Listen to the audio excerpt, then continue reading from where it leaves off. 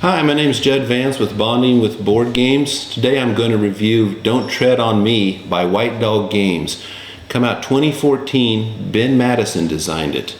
It is a solitaire only game and it is based on the Vietnam Solitaire system. So let's go in and take a look at it.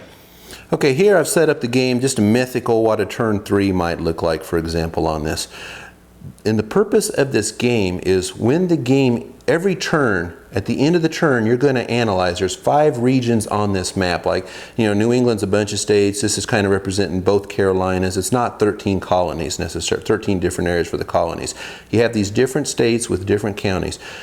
You have to completely control 3 of the 5 on a turn. That means only your units are in there, no enemy units. If you do that, you give yourself, you mark it up there. You give yourself a point for it. At the end of the game, you're going to sum them up. How many turns did you succeed in this? And then you're going to look and see measure your level of victory or defeat. It could be a marginal, a decisive, or an epic fail, you know, those kind of levels. So with that in mind, how do you control a state? I said you have to have only your units in it. You don't want the enemy's units. So on typical turns, you're going to receive so much money. It's on each turn. It tells you how much. So you're going to take your money. You're going to use that to do different things. You can attack smugglers. You want to attack smugglers because they're going to smuggle in weapons. That gets them to pop units on the board, which you're trying to not get on the board at all. You buy troops. You have troops. You march them. That costs money to switch areas, switch states, force march. You have to spend money for that. You spend this money to go womp the rebels, clear them out of the areas, and hope they don't pop back in. And at the end of the turn, you're going to control your 3 colonies you need. At the same time, Lord North is over in England meddling with you, telling you how to run your war. Each turn, there's a target colony on this. Like New England's turn 1, or I'm on turn 3, so it's New York. I have to completely control New York. That means only my units, and I have to have at least a British. Right now I'm showing Hessians. Hessians don't help. Nobody likes them, right? So there, that would be control. If the Americans end up with 1 unit in it, I don't control it. They don't control it, but I have failed, and that's going to push this liberty marker up. See, if I don't do Lord North's bidding, basically the call of liberty is going to just keep growing and growing and growing. He's recognizing this is where the real problem is at. And that's going to end the game when this liberty gets a 9. So if you fail to control the target on 9 turns, game ends, you sum your victory up. There's this detailed sequence of play. It's a bit procedural, but after a couple turns, you really understand the flow of this and you go through it pretty quickly. In this, you start off, you receive over here, I've got, if you're on the 3rd turn, it says you get 12 pounds. So I put the pound marker down on 12. It's pretty neat. They give you a little British pound symbol on it. And then you go through you have a news, like this says Boston evacuated. So you look up in the book and see what that means. I've got units here in Boston. Well, that was basically when George Washington brought the guns up to Dorchester Heights and the British got out of there. So you'd pick these guys up, move them back down here, which is what the event says to do, down in your British player pool. They'll be available for later use. Then you go to the smuggler phase. Sorry, I set this up. You have some smugglers up here. And down here I have Richard Howe. He's at sea is how I should have him set up. You pick him up, you put him in an area. It says 2 pounds, so you'd spend 2 to use him. It has a 4, so on a 1 through 4 you roll the die, and if so, you take out a smuggler.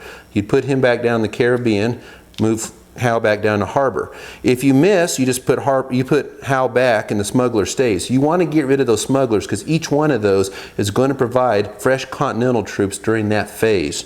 It's basically abstractly representing how France was supplying guns and ammo and supplies to us. Later on in the game, you're going to end up with some privateers out here. They act just like smugglers, but they're armed. They have a 2 on them. They roll first. They hit a 1 or 2. You've spent the money. You don't get the attack, and they're still going to get their guy in from that ship. So it's kind of a neat way of covering that part of the battle. Then you go through the British ground phase. You look for win or attrition on the American troops. You go through your prisoners of war. If you have more than 5 on either side, you take any excess and put them in their player pools. Otherwise, like I have 2 British, 2 Americans, I could take as many as I want of my own, put it back in the player pool, and then put the corresponding American one back in. I could take them both, take however many. I just can't take more of mine than they have of theirs. It's a 1 for 1. It represents the paroles that they used to do, or the trading of prisoners. Then you purchase your units. You've got this money here. You spend money, and there's a cost over here. It tells you here how much it costs for different types of troops. At the beginning of the game, for instance, you have to bring in the Hessians first, which is, because you're going to get them out there, which is pretty historical. You provide them, you put them wherever you want, and then you're going to, you can force march. You can move them around, move them within. This is a state here, like Virginia. It has 4 different, be like counties if you want to think of it that way. And you can move them around freely within this. If you want to move from state to state, you have to pay money and force march. Also, this isn't necessarily 13 colonies. Some of these are zones. Like New England is really more than New England, yeah, obviously. But you have like the Mid-Atlantic in here and both Carolinas. So it's really just 6 zones in, or sorry, 5 different zones in here you're trying to go after. If George Washington's in play, you're going to place him where the strongest British threat's at, and he'll give you advantages in combat for the Americans. Okay, you see 3 numbers on these counters. It represents their strengths in the wilderness and like in the open field and in a town or / fort. There's 4 different types you see there. You see them shown on here. Like that's a fort, town, and wilderness and farm on there. But anyways, so you have these different values. You move them in, you sum them up. And like this is a kind of like a American militia type. He's stronger in the wilderness, but I'm not in the wilderness. He'd be strength 1, so I'd be 5 to 1. Now, just because it's 5 to 1, you don't have all the odds figured out. You're going to look at the state's loyalty, which is over here, and there's rules governance. And you're going to roll on this table based on the loyalty, and based on that number, and what you roll will adjust what's these militia tracks over here, and then you're going to factor these in. So like if I had rolled something that gave me a 2-1 in favor of the Patriots, now he's strength 1 plus 2 is 3, and I was at 5 plus 1 is 6, and I'm only 2 to 1? Just calculate, no, it's 3 to 1, sorry. Doing the math in my head. So it dropped from 5 to 1 to 3 to 1 by the presence of the militia. So that's why you're always fighting to keep that loyalty down, because that will affect your battles. If you win the battle, you're going to roll the die, look over here in the odds table. It's not 2 to 1. It's interesting because it says like 150%, which would be 3 to 2 as we know it, us old war gamers. Different, you know, you might have to counterattack, which is considered 1 to 1. Kind of reminds me of No Retreat, the Russian Front. Or you could have exchanges, retreats, eliminations, things like that.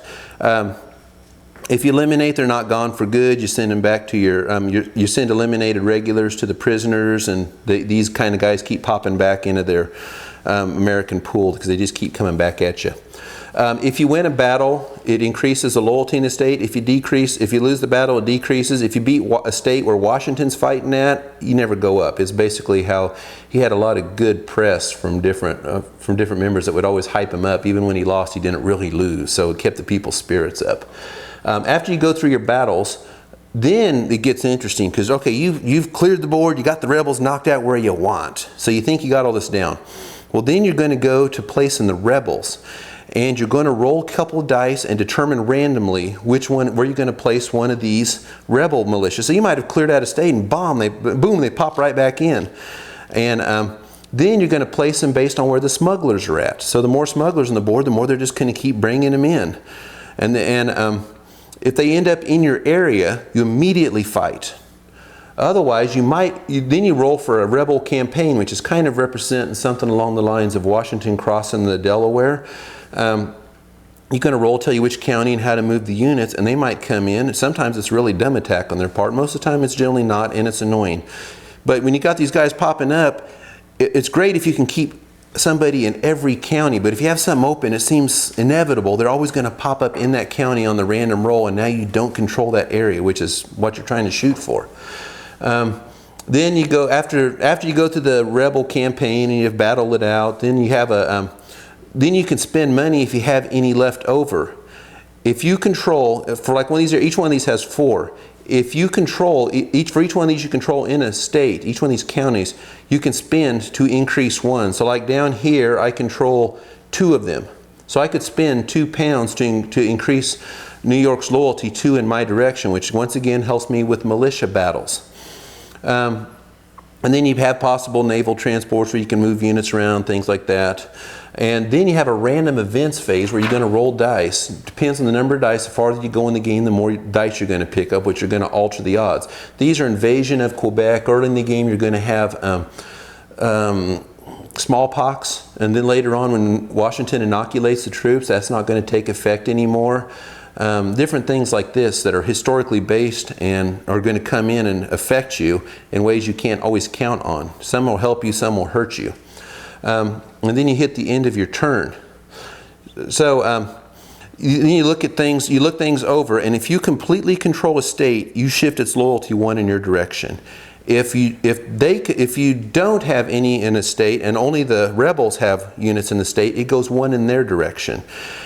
Also, what you're going to do is every turn you have to completely control 3 of these 5.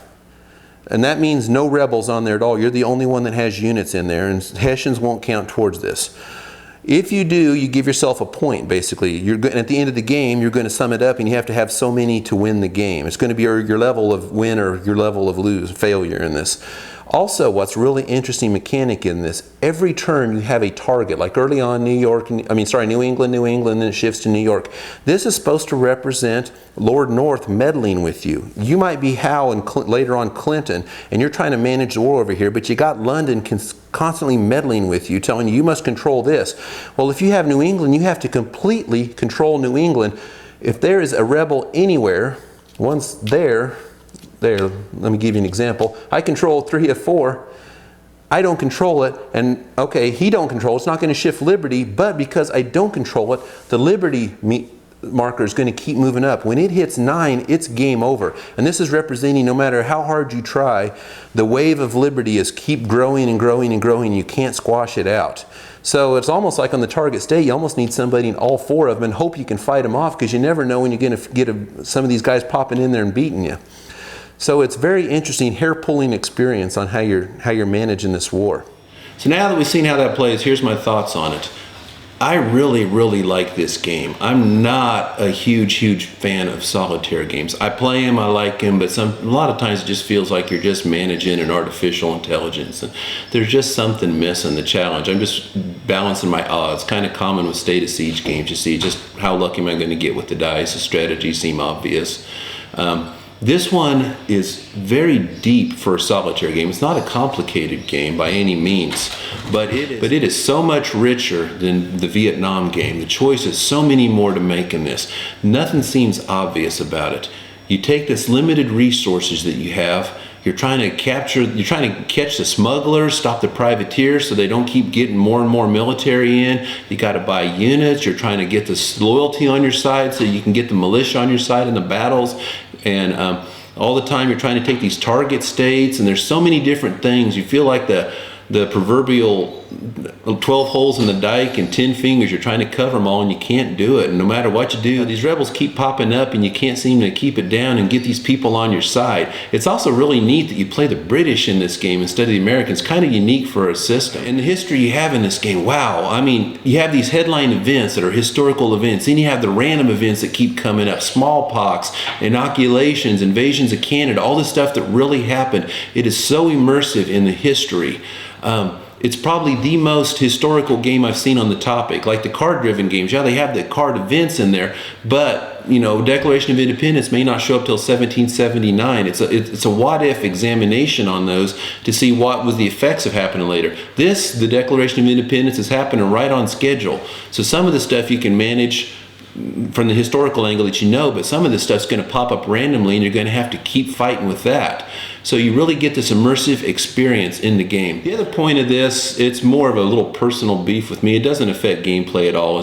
When you read the designer notes, lots of good history in there, but some of the opinion stuff is, you know, it's an opinion. There's multiple sides to the story, but this comes off as very pro-British. Now the designer's from America, which that's kind of interesting, and you learn some things from the other side, but there's one or two things I think are a bit getting borderline on just being incorrect. So don't let this be your only source and sway your opinion. I'd recommend get somebody like Joseph Ellis or Wood or one of those great historians on the topic, and read about the other side too. I think you'll come away with a richer experience. But the more you understand about the American Revolution, the more you're really going to geek out on the details of this. If not, it's a great way to learn. The game is very fun. You don't feel like you're playing just managing odds on a robot. You really feel like you're trying to fight this thing. Very immersive in theme, which is always a big hit with me. And he just pulled it off in a very simple format. Way to go, Ben Madison. Great job. That is Don't Tread on Me.